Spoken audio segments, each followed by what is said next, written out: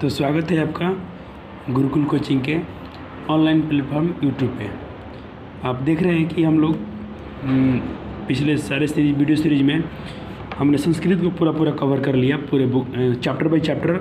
और उसमें मैंने आपको समझ लिया कि आपने उसमें क्या किया, पूरा फाउंडेशन पढ़ लिया, पूरा उसका बेसिक से अपने पूरा अप लेवल तक पढ़ लिया उसमें। अब आपका संस्कृत में बिल्कुल डर नहीं लगने वाला है।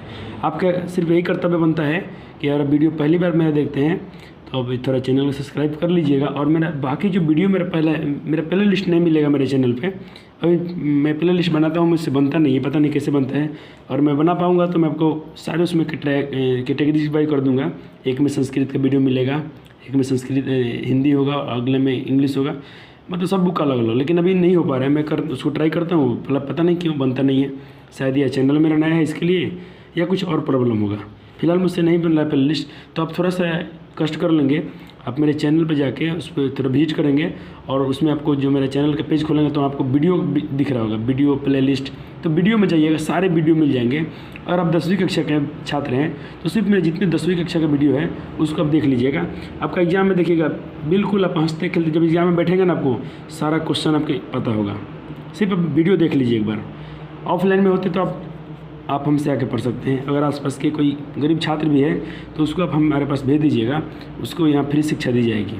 और बाकी आप भी पढ़ सकते हैं आके, क्योंकि यहाँ सबसे कम फीस में आपको और बेहतरीन शिक्षा मिलेगी। तो चलिए मैं आपको बता दूँ कि ये जो बिहार सरकार द्वारा मॉडल सेट जारी हुआ था इंटरनेट पे, इसको हम लोग मैंने एक वीडियो आपको मैं दिखा था जिसमें मैंने एक मॉडल सेट बनवा दिया था। लेकिन मैं इसका 5 सेट, इसमें 5 सेट दिए गए सब विषय के।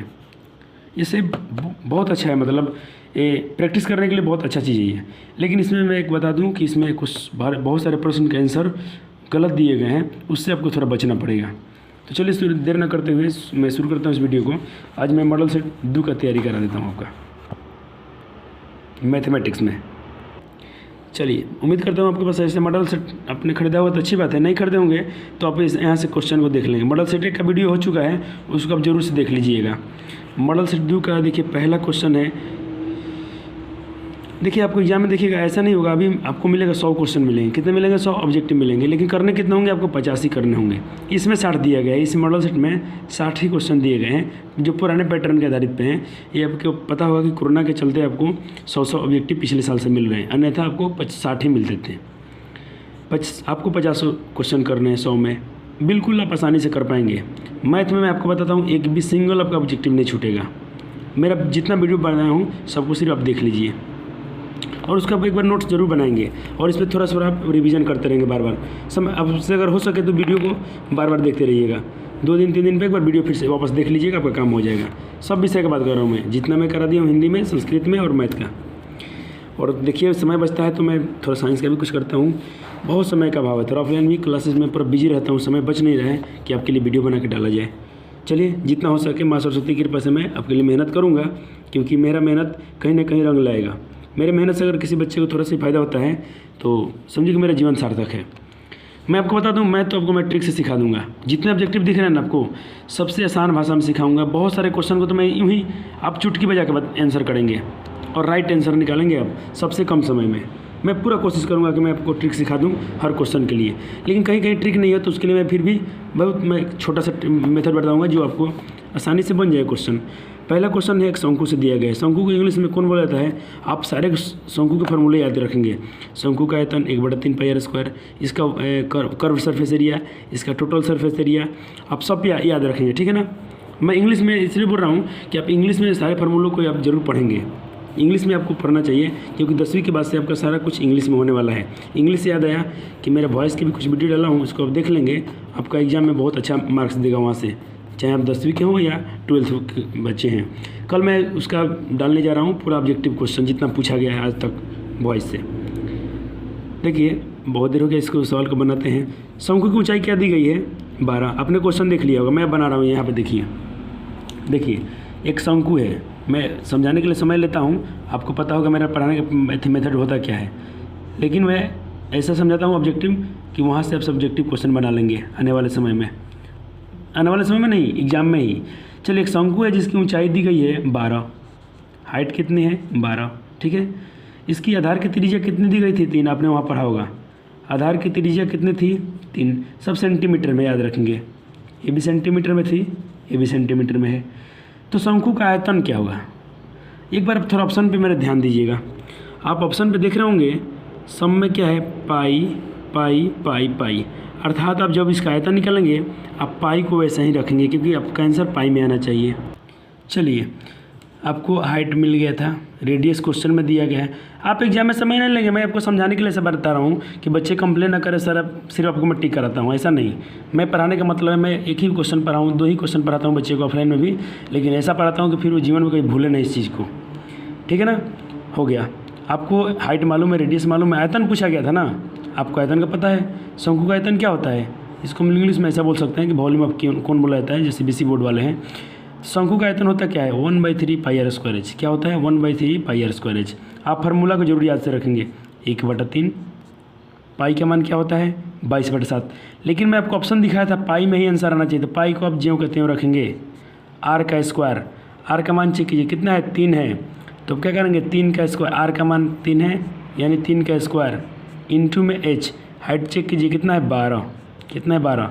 आप काट लीजिए इससे 12 को, कितने बार में काट लेंगे? 4 बार में। तो क्या बचा? 3 तिरिके 9, 3 तिरिके 9, 9 चौका 36, 36 पाई, 36 पाई, ये आपका आंसर होगा। चेक कीजिए तो कहीं ऑप्शन में, तो आपको ऑप्शन सी दिख रहा होगा। अब मैं बताता हूँ इसको एग्जाम में आप कैसे बनाएंगे, तो मैं बस सिखा दिया, एग्जाम में देख कैसे करना है इसको। देखिए एग्जाम में कैसे बनाएंगे, आपको सिर्फ क्वेश्चन पढ़ लीजिएगा। हाइट 12 है, त्रिज्या एच 13 है, एच 12 है और त्रिज्या 3 है। आयतन पूछा है ना, 10 सेकंड में आंसर आएगा। आयतन क्या होता है? 1/3 पाई आर स्क्वायर एच। आर का मान कितना है? 3, तो आप क्या लिख सकते हैं? 3 स्क्वायर का मतलब क्या है? 3 × 3। एच, एच कितना है? 12, एच कितना है? 12। काटिए तो इसको 4 बार में कट गया, 3 तिरिका 9, 9 चौका 36, 36 पाई। ऐसे एग्जाम में डील कीजिए क्वेश्चन को, ठीक है ना। ये आपके लिए बेस्ट मेथड होगा।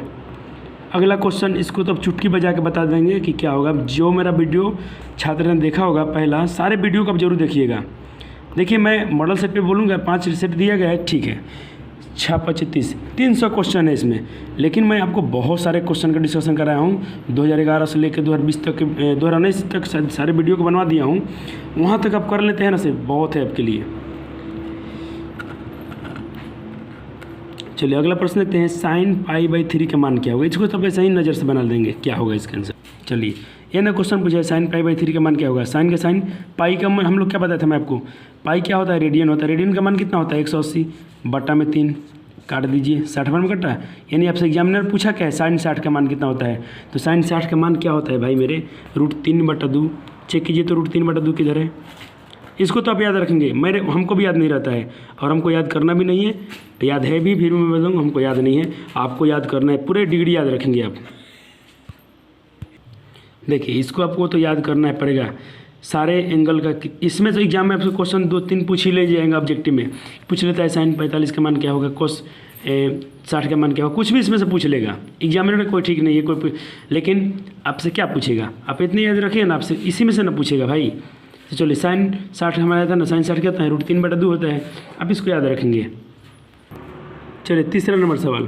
देखिए मैं मॉडल सेट में देखा, मार्केट में मैं परचेस करके लाया, मैं देखा तो इसमें सारे क्वेश्चन मैं पढ़ा चुका हूँ पूरा मेरे पिछले वीडियो में, तो फिर मैं उसी पे वीडियो क्यों बनाऊँ। लेकिन आपको लगता है कि नहीं सर अब मॉडल सेट नहीं बतवा थी, क्यों नहीं बना रहे। लेकिन भाई मेरे, और आपने मेरा पूरा वीडियो देख लिया होगा ना, आपके पास इतना एक्सपीरियंस होगा, इसको आप तो ऐसे ही उड़ा देंगे। सारे क्वेश्चन का हम लोग डिस्कशन कर चुके हैं, इसीलिए बोलता हूँ वो वीडियो को मेरा जरूर देखिएगा। फिर भी चलिए करा देता हूँ। बोलता है मूल बिंदु से दूरी क्या होगी। 3 नंबर सवाल पूछ रहे हैं मूल बिंदु से दूरी क्या होगी। मैं इसके लिए ट्रिक लिखवाया था ना, मूल बिंदु से दूरी पूछे, आप क्या कीजिएगा, रूट में एक बार इसका स्क्वायर एक बार इसका स्क्वायर, तो 4 का स्क्वायर 16, 5 का स्क्वायर 25, 16 और 25 कितना होता है? 1 मिनट रुक जाइए। देखिए ये है ना, ये 2 बिंदु दी गई थी, इसका पूछ रहा है मूल बिंदु से दूरी क्या होगी। अरे मूल बिंदु से दूरी क्या होता है, मैं बोला था एक बार, इसको आप x1 समझते हैं तो इसको y1 समझिएगा। तो x1 का स्क्वायर प्लस y1 का स्क्वायर, ये मूल बिंदु से दूरी के लिए फॉर्मूला है और किसी के लिए नहीं। तो 4 का स्क्वायर कितना होता है? 16, और -5 का स्क्वायर भी क्या होगा? 25 ही होगा। 25, 16 और 25 कितना होगा? 41। खुद यही क्वेश्चन मैं करा चुका हूँ। 41 का कोई वर्गमूल होता नहीं है, तो ये आपका ऑप्शन में होगा। चेक कीजिए, है ना ऑप्शन सी में। ध्यान दीजिएगा, सिर्फ 41 में नहीं करना है आपको, ए आपका गलत हो जाएगा, इसको आपको करना है, ठीक है ना। रूट अंडर 41 होना चाहिए। चलिए चौथा प्रश्न भी आपको करा दिया हूँ, सारे क्वेश्चन करा, मुझे कुछ नया इसमें दिखता ही नहीं है। चलिए फिर भी, किसी बाह्य बिंदु से वृत्त पर खींची गई स्पर्श रेखा की लंबाई क्या होती है? बराबर होती है, समान होती है। क्या है बराबर? बराबर नहीं है, समान है ना, टिक कीजिए। समान नहीं रहेगा तो क्या रहेगा? बराबर रहेगा। बाह्य बिंदु से वृत्त पर खींची गई रेखा की लंबाई क्या होती है? समान होती है, बराबर होती है। इसको रटना नहीं है, मेरा वीडियो देखिएगा, मैं वहाँ समझा दिया हूँ कैसे बराबर होती है, समय नहीं लेंगे। एक बिंदु है ए बी और एक बिंदु है माइनस ए बी, इसकी बीच की दूरी क्या होगी? खुद इस क्वेश्चन को हम लोग कर लेते, फिर भी मैं एक बार करा देता हूँ। इसकी बीच की दूरी क्या होगी? चलिए, ये आपको दो बिंदु दी गई थी, एक ए बी और एक माइनस ए और बी। इसको आप क्या समझते हैं? x1, तो इसको क्या समझते हैं? y1, इसको x2 तो ये y2। फार्मूला भी क्या है? बीच की दूरी के लिए अपने फार्मूला क्या याद किया है? कोऑर्डिनेट ज्योमेट्री में आपने निर्देशांक ज्यामिति में क्या फार्मूला याद किए हैं? दूरी सूत्र की। तो दूरी सूत्र आपने याद किया होगा, x1 का स्क्वायर, x2 माइनस x1 का स्क्वायर, x2 माइनस x1 का स्क्वायर, x2 माइनस आप क्या किए हैं कि x2 माइनस x1 का square plus y2 minus y1 का होल स्क्वायर। ये बेसिक से समझा रहा हूँ, आपको एग्जाम ऐसे करना नहीं है, आपको तो बस सूत्र याद है, आप डायरेक्ट बना दीजिएगा। मैं डायरेक्ट नहीं बना रहा हूँ, कुछ बच्चे थोड़े नए होंगे, थोड़ा हल्के से कमज़ोर होंगे पढ़ने में, थोड़ा उनको समझने में अच्छा लगेगा। आप तेज़ हैं, आपके लिए मैं बताऊँगा आप क्या कीजिएगा।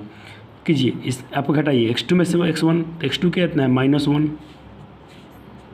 इसमें से घटाइए x1 क्या है? a का होल स्क्वायर, y2 कितना है? -b, और y1 क्या है? -b का होल स्क्वायर। अब देखिए, -a और -a क्या होता है? आप समझते होंगे, -2a हो जाएगा, क्योंकि देखिए एक कर्ज ए में था, फिर एक और एक कर्ज हो गया, तो कितना? 2। एक कर्ज था आपके पास, फिर एक और एक कर्ज हो गया, तो दोनों कितना कर्ज हो गया? 2a प्लस एक बी कर्ज में था, फिर एक और बी कर्ज में आ गया, तो हमारे पास 2b कर्ज में हो गया, 2b यानी ऋणात्मक हो गई, दोनों माइनस दोनों कर्ज में जुट जाता है। अब देखिए 2 का स्क्वायर क्या होता है? -2 का स्क्वायर क्या होगा? 4a स्क्वायर, और -2b का स्क्वायर क्या हो जाएगा? 4b स्क्वायर, ठीक है ना। चलिए अब देखिए क्या हुआ, यहाँ से दोनों में 4 4 है ना, 4 4 कॉमन कर लीजिए। तो दोनों में 4 4 कॉमन करेंगे तो यहाँ भी 4 है, यहाँ भी 4 है, तो हम 4 कॉमन कर लेंगे तो क्या बचेगा? a स्क्वायर, और यहाँ क्या बचेगा? b square. अब देखिए रूट में 4 है, तो 4 का वर्गमूल होता क्या है? 4 का वर्गमूल क्या होता है? 2। तो ये तो बाहर हो गया, ये तो रूट से बाहर आ गया, लेकिन इन दोनों का वर्गमूल तो हुआ नहीं, तो ये लोग क्या रह गए? अंदर रह गए। तो हमारा आंसर क्या हो जाएगा? चलिए देखते हैं। तो ऑप्शन में दिया गया ये तो बिल्कुल नहीं है, ये आया है हमारा 2 × a square plus b square, ये ऑप्शन हो गया। और ये क्या दिया है? तो ये स्थिति तो यहाँ भी बन चुकी थी, यहाँ भी बन चुका था स्थिति, लेकिन आगे हमने हल किया तो ये आया। तो ऑप्शन डी में बोल रहा है कि ये दोनों हुए, तो दोनों आंसर हो सकता है। अगर एग्जाम में ऑप्शन में ऐसा रहे तो आप दोनों पर टिक कर सकते हैं, अन्यथा आपका बी आंसर राइट है, ए बी आंसर सही है। लेकिन यहाँ से हम लोग ये अधूरा है, इसको हम लोग 4 का वर्गमूल निकालेंगे तो बाहर आएगा, तो मतलब इसका ये आंसर होगा। लेकिन अगर ऐसा स्थिति लिखा है कि बी और सी दोनों, तो आप दोनों पर टिक कीजिएगा। और इनमें से रहेगा कोई नहीं, यहाँ पे होता है इनमें से कोई नहीं, तो आप सिर्फ बी को टिक करते, ठीक है ना। तो बी और सी दोनों आपका आंसर हो जाएगा। ये तो भाई एकदम ईजी क्वेश्चन है कि 4 और 3 किस चतुर्थांश में है। अब सवाल नंबर देखिए, ये तो हमारा हो गया था, चलिए 6 नंबर कहता 4 3 किस में आएगा। देखिए x ये क्या है? x का मान होता है, ये y का मान होता है। आपसे पूछा है कि 4 2 और 3, ये दो बिंदु हैं 4 और 3, ये पूछ रहा है कहाँ है।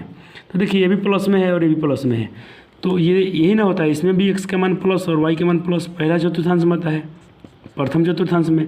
यहाँ क्या होता है? x का मान माइनस और y का मान प्लस, यानी एक पहला ये माइनस में होता और ये प्लस में दिया होता, तो ये दूसरा चतुर्थांश होता है। ये इसमें क्या होता है? यहाँ भी माइनस और यहाँ भी माइनस, तो माइनस में दोनों का मान होता है, तो समझते हैं अब क्या है? ये तीसरा चतुर्थांश है।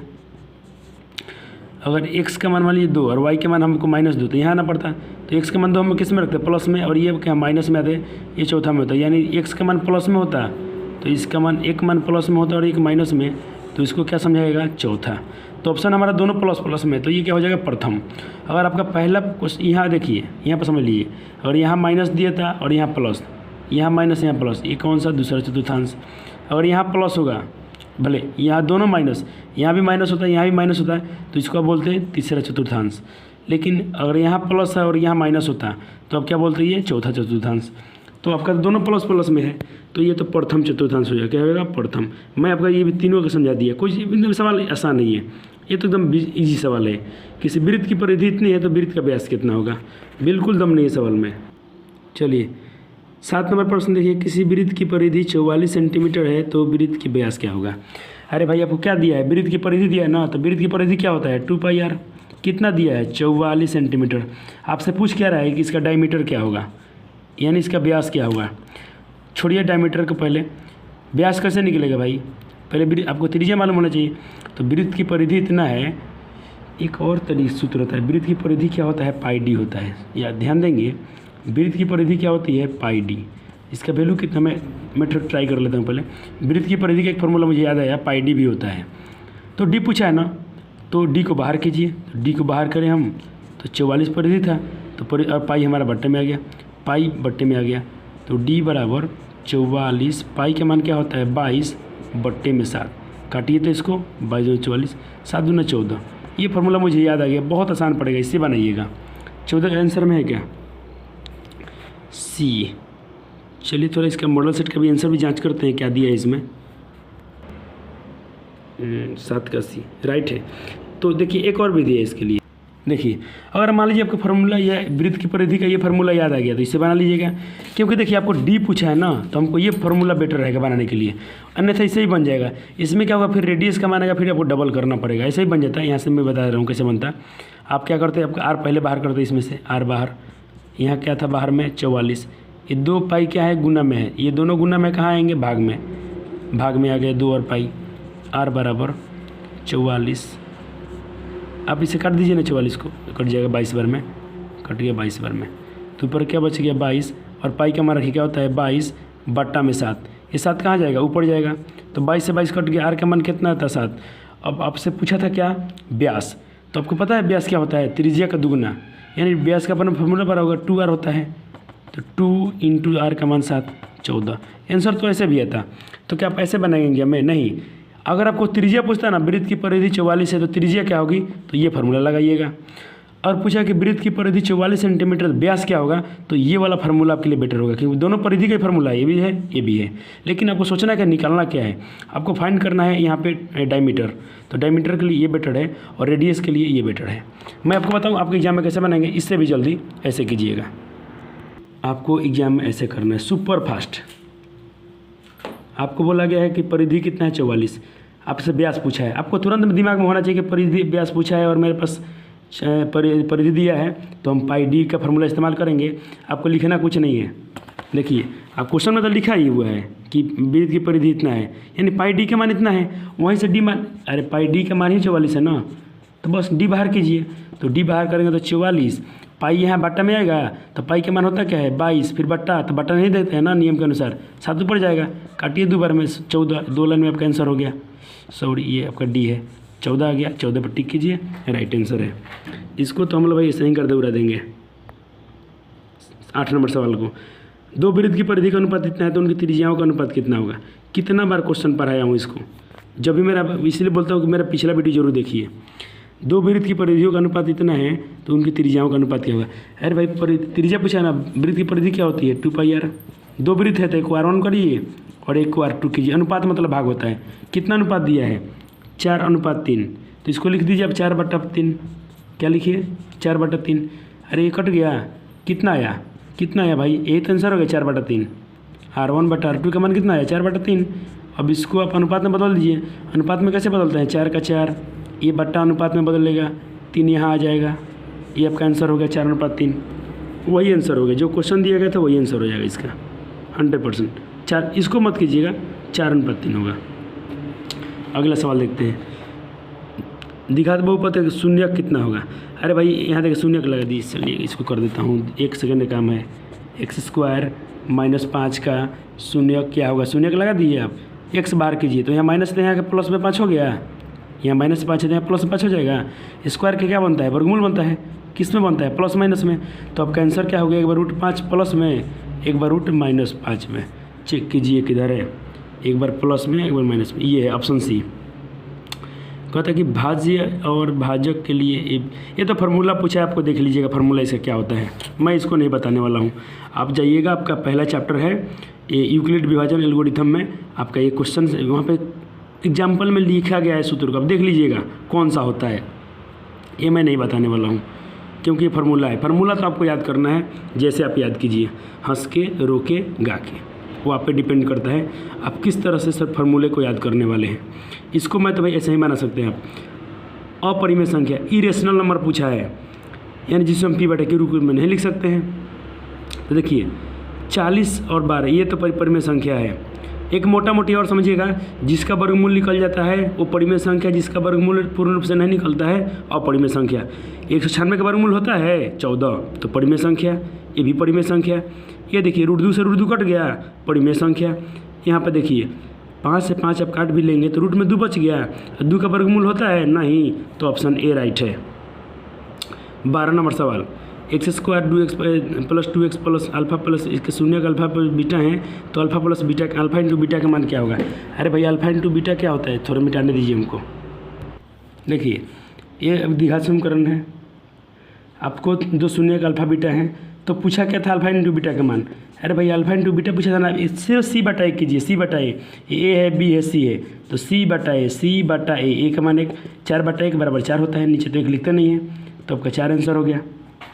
आपका आंसर क्या हो गया 4, जो आपको ए नंबर दिख रहा है। 13 नंबर देखिए, फिर पूछा है कि इसका अल्फा प्लस बीटा क्या होगा, तो अल्फा प्लस बीटा क्या होता है -b/a, तो 4 देखिए बी का मान कितना है 4, तो लिख दीजिए क्या -4, क्योंकि सूत्र में होता है -b/a। फिर क्या है ए का मान कितना है 3, तो चेक कीजिए कि -4/3 है कहाँ, किधर गया रे भाई, ये रहा ऑप्शन ए। 14 नंबर सवाल, ये 2x प्लस 3y बराबर 5 और 4x प्लस 10 का क्या है, ये संगत है, संपाती है, समानांतर है, इसको भी मैं नहीं बताने वाला हूँ। आप यहाँ a1/a2 और b1/b2 और c1/c2 कंपेयर कीजिएगा। 3 फार्मूला आपको सिखाया गया है। मैं 8-10 बार इस क्वेश्चन करा चुका हूँ, इसलिए बार बार नहीं बताऊँगा, हिंट्स देता हूँ, आप वहाँ से कर लेंगे वीडियो देख के। हर बार एक ही क्वेश्चन पढ़ने से कोई फ़ायदा नहीं है। a1/a2 b1/b2 एक बराबर c1/c2, ये कंडीशन बढ़ाया गया है।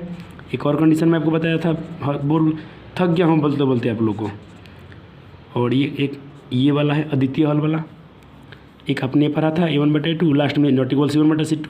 3 इसका निष्कर्ष निकलेगा, तीनों में से कोई एक मैच करेगा। सारे क्वेश्चन करा दिया हूँ भाई, मेरे करा तो मैं सारे को दिया हूँ, लेकिन फिर भी आपको थोड़ा याद दिलाने के लिए आ गया हूँ यहाँ पे, नहीं तो मैं कुछ और बताने वाला था। त्रिभुज ABC और DF क्या है, समरूप है, क्षेत्रफल इतना है और क्षेत्रफल इतना है, और DEF 25 वर्ग सेंटीमीटर है, BC इतना है, तो EF कितना होगा। ये क्वेश्चन थोड़ा नया लग रहा है। तो देखिए थोड़ा टाइम भी ज़्यादा हो गया, अब रात के 11 बजने वाले हैं, तो इस वीडियो को मैं यहीं पे रोकता हूँ। अगला वीडियो में इसके बाद से याद रखिए कहाँ तक, 14 नंबर तक हो गया ना हम लोग का।